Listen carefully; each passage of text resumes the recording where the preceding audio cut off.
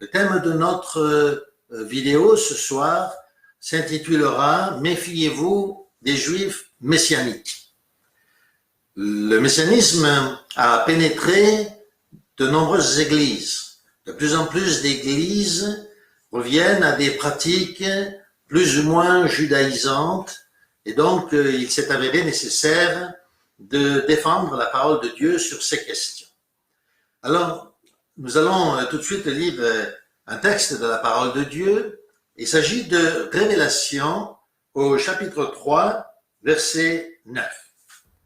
Révélation, chapitre 3, verset 9 nous dit « Voici, je te donne », il s'agit donc, vous l'avez compris, du message de l'ange adressé à l'Église. « Voici, je te donne ceux de l'assemblée de Satan, qui se disent juifs et ne le sont pas, mais qui mentent. Voici, je les ferai venir se prosterner à tes pieds et connaître que je t'ai aimé. » Nombreux sont les juifs qui sont fidèles et qui ne sont pas, comme le dit l'Écriture, une synagogue de Satan, loin de là. L'Église qui, au commencement, avait été proposée aux Hébreux, a basculé pour passer sous direction grecque. Pourquoi?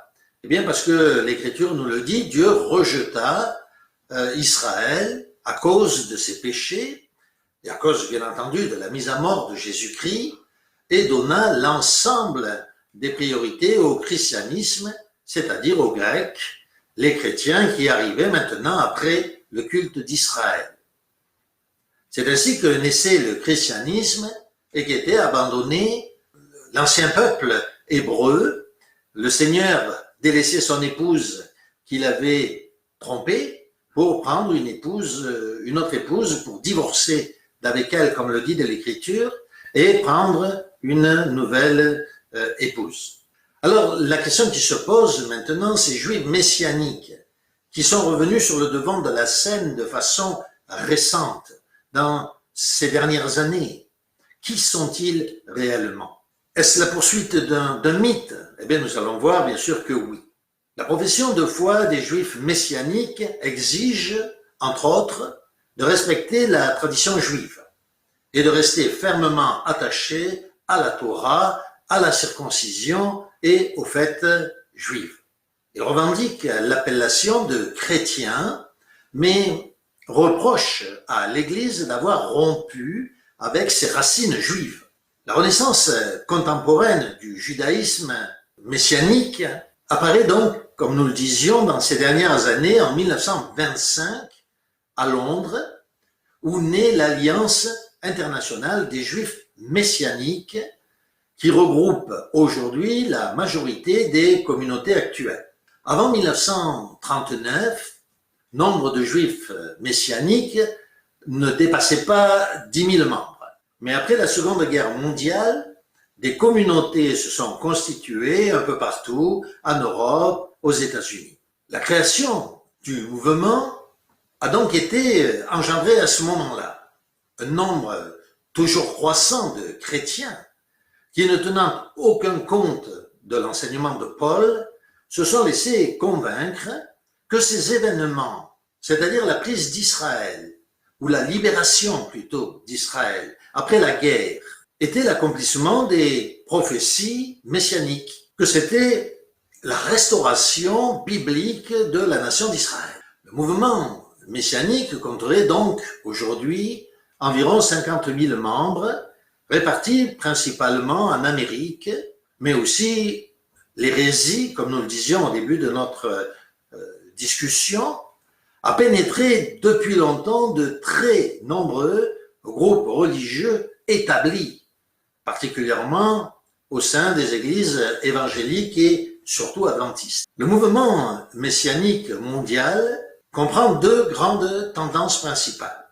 Une tendance largement majoritaire qui affirme très strictement son rattachement au judaïsme et une tendance plus minoritaire, il faut le dire, mais aussi plus souple. Les deux groupes affichent pour mission de convertir les Juifs au christianisme et d'éduquer les chrétiens sur leurs origines juives, ou plutôt sur les origines juives de leur foi. En réalité, un nombre toujours plus important de chrétiens se détournent de la foi chrétienne donc, pour revenir aux anciennes pratiques de la loi mosaïque et se mettent à célébrer le sabbat, les fêtes solennelles, encouragent la circoncision, la suppression de la consommation d'aliments interdits par l'ancien décalogue et la défense politique ou même militaire d'Israël. Au passage, nous nous rappelons ce que l'apôtre disait, qu'il viendrait un temps où certains interdiraient la consommation d'aliments que Dieu avait pourtant créés pour être pris avec action de grâce. Alors, le fait que les chrétiens qui rejoignent les églises messianiques finissent généralement par se prétendre eux-mêmes descendants de l'une ou de l'autre des 12 tribus d'Israël est bien connu. Malgré les prétentions d'attirer les Juifs au christianisme, on s'aperçoit que c'est plutôt les chrétiens qui sont attirés au judaïsme. Nous allons voir maintenant, nous allons entrer un petit peu plus profondément dans ce type de religion, pour examiner ensemble quelques-unes des affirmations que l'on trouve dans les publications des Juifs messianiques. Donc nous avons fait un extrait de ces publications et nous allons les laisser à votre réflexion. Elles sont, comme je le disais, extraites de leurs publications et attestent de l'hypocrisie de ce mouvement. Dans la première affirmation, dit ceci: comme le disait avec justesse le rabbin Paul Génasia, celui qui, croyant dans le Messie, prétend vivre libre et sans la loi, bien sûr la loi de Moïse, celui-là est un hors-la-loi et un bandit. Notez bien la pensée. Si vous avez seulement la foi, mais que vous ne pratiquez pas ou que vous ne vivez pas selon la loi de Moïse, vous êtes un bandit et un hors-la-loi. La publication affirme, avec pour titre « Le Messie est-il la fin de la loi ?»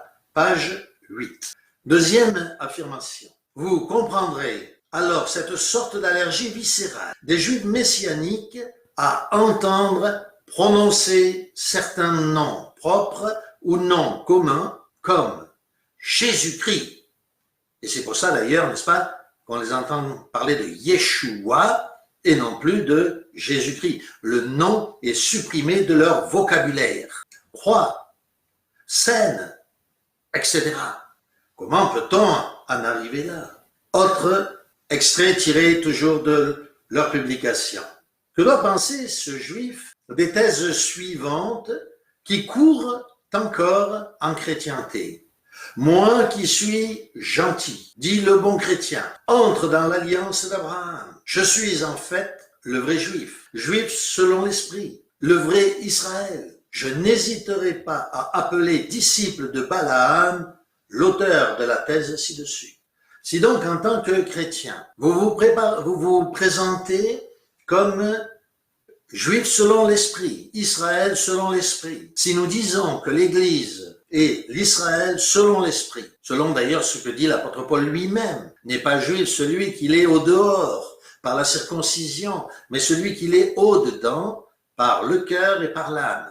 Eh bien, si vous dites que les chrétiens sont le nouvel Israël, eh bien, vous êtes, d'après cette publication, disciples de Balaam. Publication Avjim, numéro 52.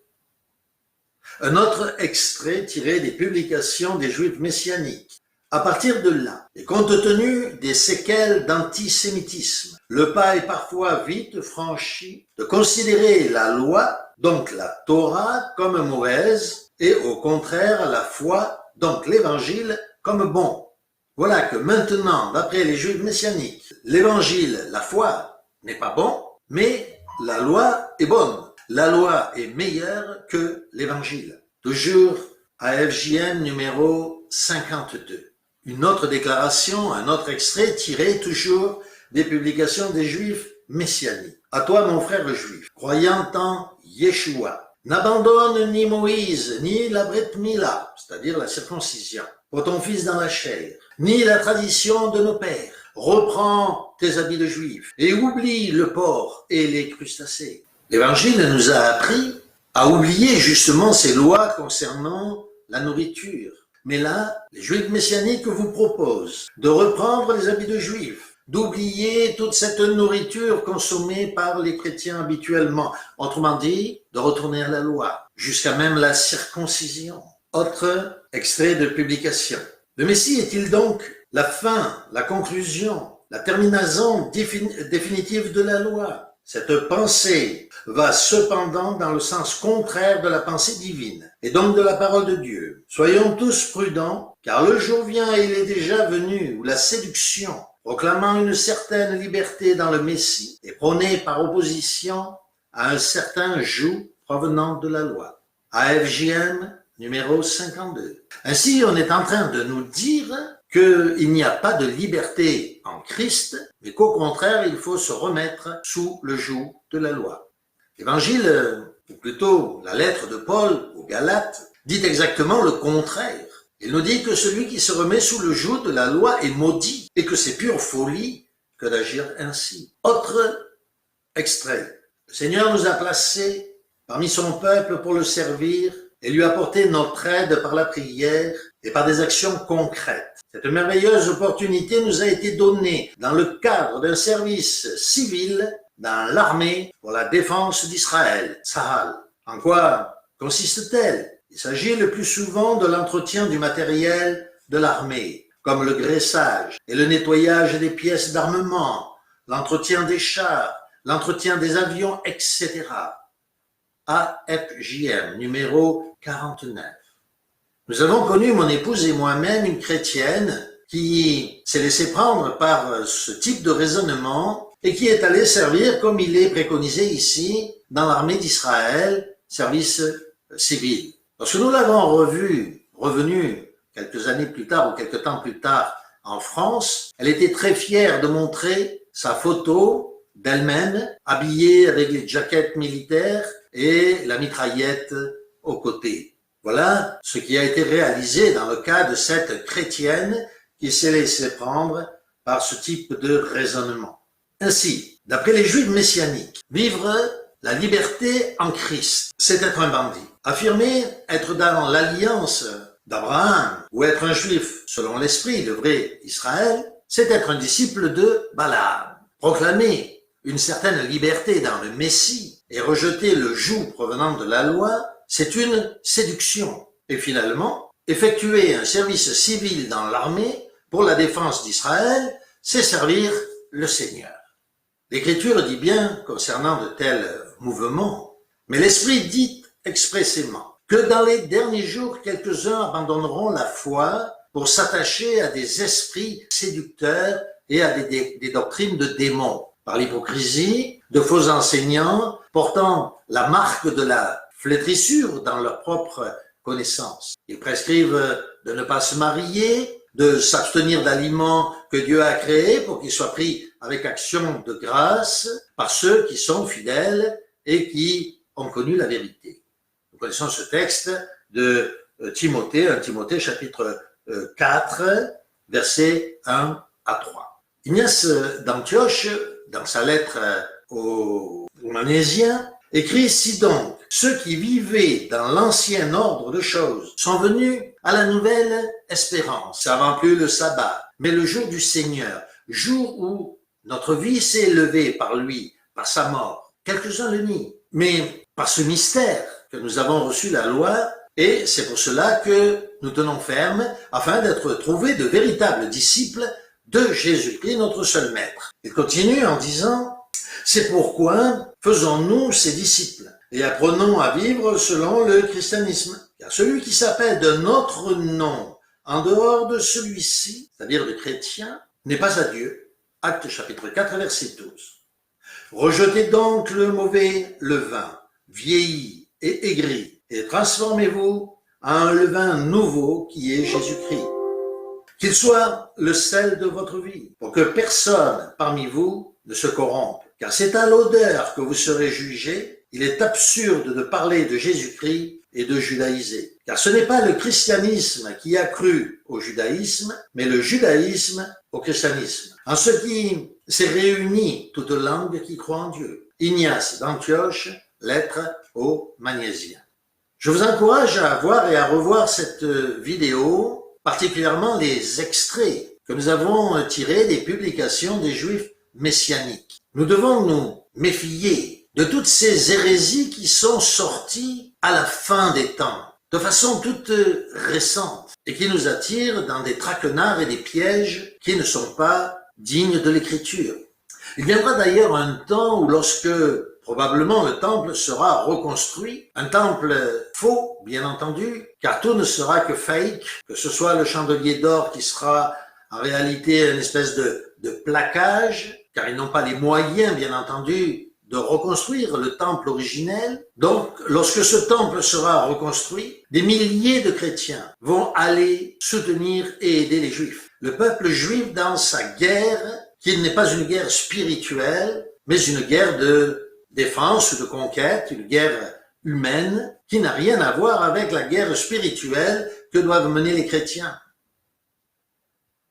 Nous savons que la tente était l'image du temple de Pierre qui devait venir, et que le temple de Pierre est l'image du temple spirituel de notre Seigneur et notre Dieu, c'est-à-dire l'Église. Comment pourrions-nous revenir au temple de Pierre? Et si nous devions revenir au temple de Pierre, pourquoi ne pas revenir carrément à la tente et à ses objets? Nous voyons bien dans quelle hérésie entre ces chrétiens qui veulent retourner à la pierre, à la chair, plutôt que de demeurer dans la spiritualité. Oui, le véritable temple de Dieu est un temple spirituel. Le véritable Israël de Dieu est un Israël spirituel, le nouvel Israël. Tout ce que pourront nous dire ceux qui veulent retourner au judaïsme primitif, à la circoncision, au sabbat, tout cela, non seulement sont perdus, ils n'entrent pas dans le royaume de Dieu, mais ils empêchent ceux qui voudraient y entrer de pénétrer dans le royaume de Dieu. Tenez-vous en garde, méfiez-vous des faux raisonnements, restons dans la foi, en Jésus-Christ, nous sommes libres, nous avons connu cette liberté et nous devons la garder. Que Dieu vous bénisse.